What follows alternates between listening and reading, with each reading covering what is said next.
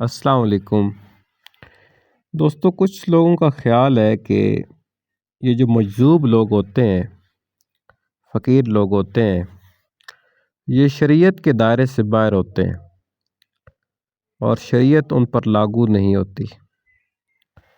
تو آج اس کے بارے میں بات کریں گے۔ مختصر سی بات ہے اور انشاءاللہ آپ کو بہت کچھ سیکھنے کو اور جاننے کو ملے گا۔ تو سب سے پہلی بات تو یہ ہے کہ شریعت جو ہے وہ سب پہ لاگو ہوتی ہے۔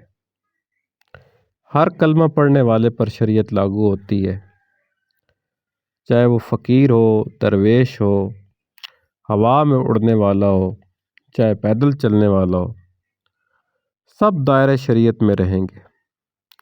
اس میں کوئی ایکسیپشن، کوئی استثناء نہیں ہے۔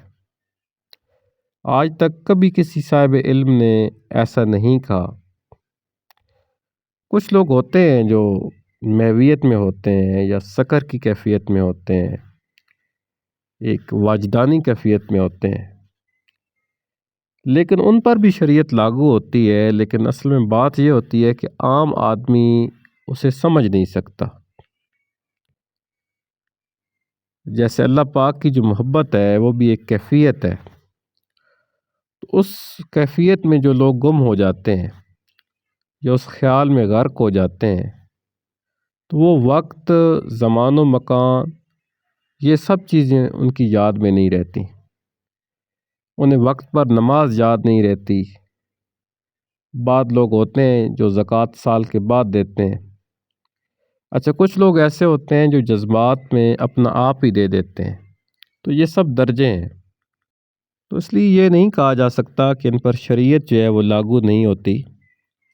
اچھا، یہاں پر ایک اور سوال اٹھتا ہے کہ کیا ایسے لوگوں کی، مجذوب لوگوں کی ہمیں پیروی کرنی چاہیے؟ تو اس کے بارے میں عرض ہے کہ اگر ہم دنیاوی مقصد کی خاطر ان کو فالو کرتے ہیں، ان کی پیروی کرتے ہیں، تو یہ غلط بات ہے۔ دنیاوی غرض کے لیے فالو کرنا غلط ہے۔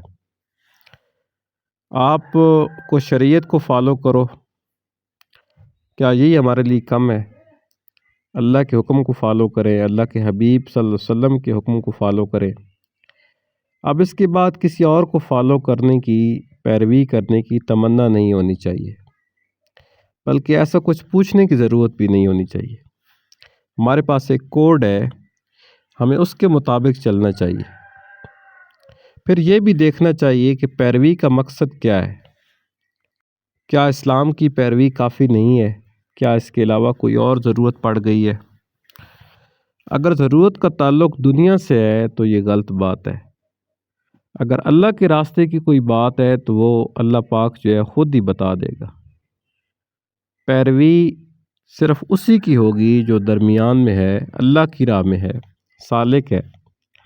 مجذوب کی پیروی کرنے سے آپ کو بات سمجھ نہیں آ سکتی۔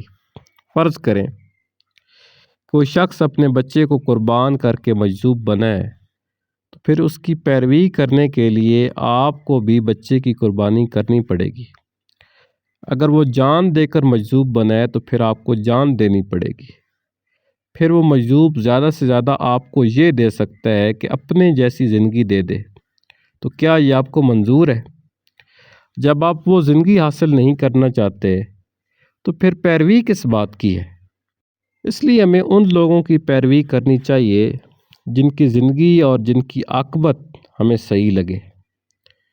ہمیں ان کی پیروی کرنی چاہیے جو زندگی میں اصلاح پیدا کر سکے، جو ہمیں عافیت کا راستہ بتا سکے، اور ہم ان کی پیروی کرتے ہیں جو ہماری خواہشات پوری کرتے ہیں۔ تو ایسا نہیں ہونا چاہیے، بلکہ ہمیں ان کی پیروی کرنی چاہیے جو ہم سے خواہشات کا بوجھ ہٹا سکیں، جو زندگی کا سفر آسان کر دیں۔